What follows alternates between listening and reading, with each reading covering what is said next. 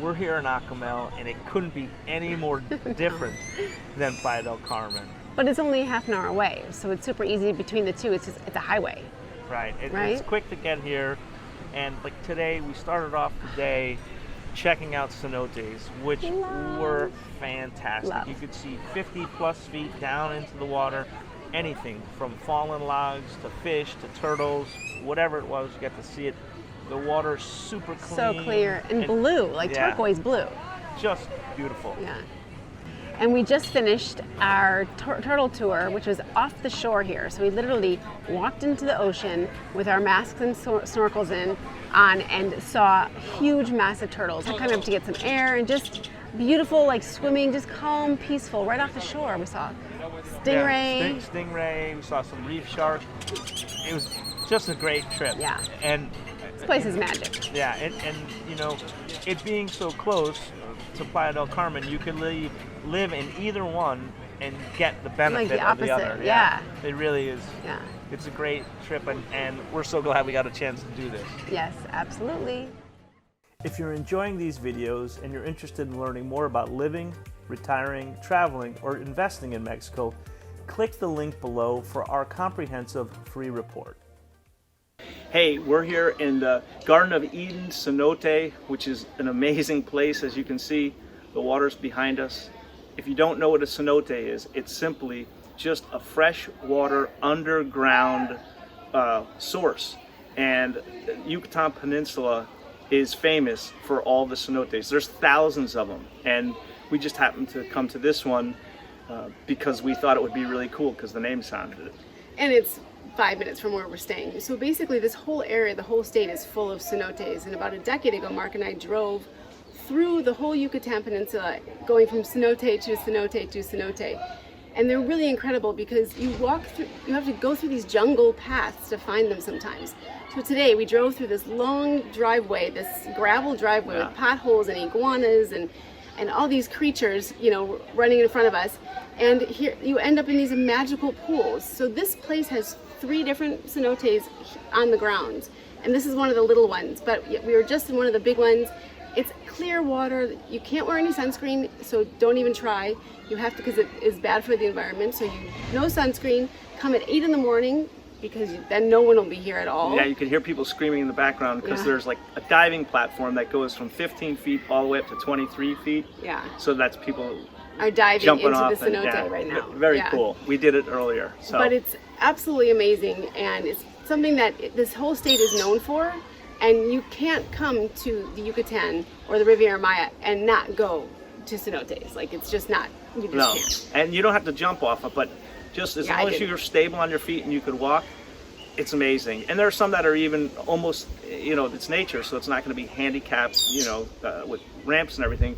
But it can be very easy if you are a little challenged walking. But it's totally worth this trip. As you can see, the water is crystal clear. So clear. You can see down 30 plus feet. Yeah, there's scuba divers here as well, so you can actually scuba dive in these cenotes. Some are deeper than others, but this one we're in right now is only a few feet deep, but it's absolutely magical. So one of these days you're gonna have to come here and check it out for yourself. Yeah, I hope you get to check it out. We just got back from our whirlwind trip to Riviera Maya, and we have lots to say. Lots of pros and cons. We're just gonna give you a couple right now. Yeah. The biggest one, hands down, are the beaches. I mean, they are incredible. I mean, it doesn't get much better than that. The powder soft sand, the turquoise water, I mean, they're postcards the whole way.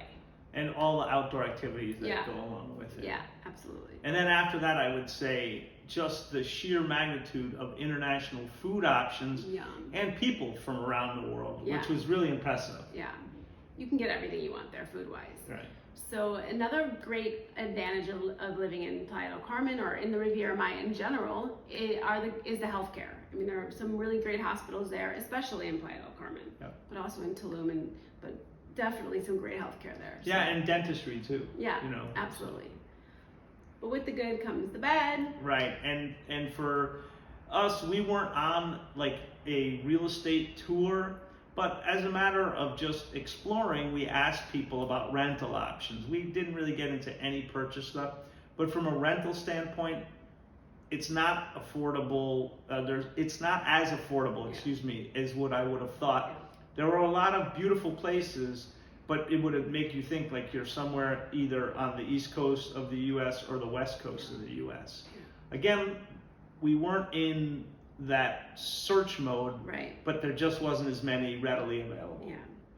And another con is the crime. And that's in general, you know, everywhere you go, you don't want to walk around with your diamonds on, you're looking like you're wearing your big Rolex. I mean, you have to be casual and not stand out and not flash. Just don't flash your stuff, your wealth. And, you know, don't do drugs. That's a big thing. It's don't be trying to buy drugs on the street. Yeah. I mean, don't get hammered walking around by yourself in the middle of the night in a dark area. That's just it's craziness. kind of common sense anywhere, really. Yeah, you wouldn't do that in Chicago. For sure you wouldn't. Yeah. So, who's it for? Well, I think people who really enjoy the beach, great food, and outdoor activity.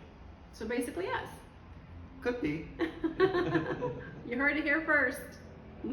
A handful of readers asked us questions about our recent trip to the Riviera Maya, so we thought we would make a quick video and answer those questions for the people who asked. So the first question is from Yelena Devi. Sorry if I'm not pronouncing that correctly. The question basically is if we know about renting in Playa del Carmen and Riviera Maya, as well as the healthcare. And because we weren't really on a real estate tour, we didn't delve deep into rentals. There is plenty of rentals at all different levels throughout Riviera Maya, and each place was a little bit different. But in general, I would say Tulum and Playa del Carmen have more expensive, higher-end options. There are some value stuff there, but you have to really search around for it. Insofar as healthcare, again, we did not really go and interview hospitals or do that kind of thing. We just looked at the number of them and talked to other people who were living, and all throughout Riviera Maya there is good health care available. Throughout Mexico. In Mexico in general, right. But just probably like in a lot of cities in the U.S., the bigger cities have more hospitals and more healthcare options available, but there is good and affordable healthcare here, even for people who go in for a treatment, especially dentistry. Any kind of day surgery center stuff here is very reasonable. So this one's from Larry Longley, and he asked why we didn't do any articles or anything about Puerto Vallarta, and well, the reason is because International Living hired us to go and do a deep dive into Playa del Carmen, Riviera Maya, Tulum, that whole area. But going forward in the magazine and on the social media channels, we're going to have a bunch of stuff from Puerto Vallarta. So don't you worry, Larry, we got you covered. The next question is about safety. And how safe do we feel here, and are there families here? Okay, so I think we touched on this before, and in general across Mexico, it's a huge country, so there is crime, and as everyone's read in the newspaper, there is cartel crime. In all of the places that we were in, there may have been cartel crime recently, but you don't feel it on a day-to-day basis. I certainly have never felt, unsafe here.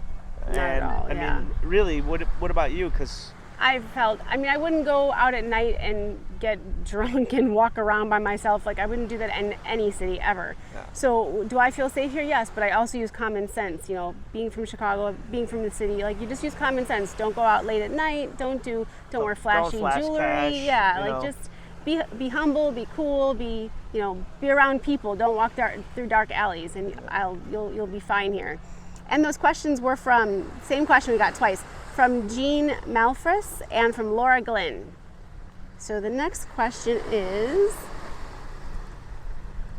Oh, well, this one is it was really sad when we were there because we saw a lot of sargassum, and so I think it was Tony Cass asked, how do we feel about the sargassum? So for us, it was, we were there, we're not living there. So for us, it was a bummer because we were just visiting. And we talked to some people, some expats that were living there, and one of them said, you know, it doesn't bother us because yes, it happens, but we're here all year long. So when it happens, we just go to the pool, or we go to a different beach, or we go to a cenote. So for them, people who are living there, it's no big deal. It's just like, oh, okay, well, we'll just shift our day. We don't go that way, we go that way, and it's no big deal. Yeah, it's more impactful if you're on a vacation. For vacations. Yeah, so. If you have any other questions, yeah, please send them along. Yeah, we'll be happy to answer anything you have. But stay tuned. Bye.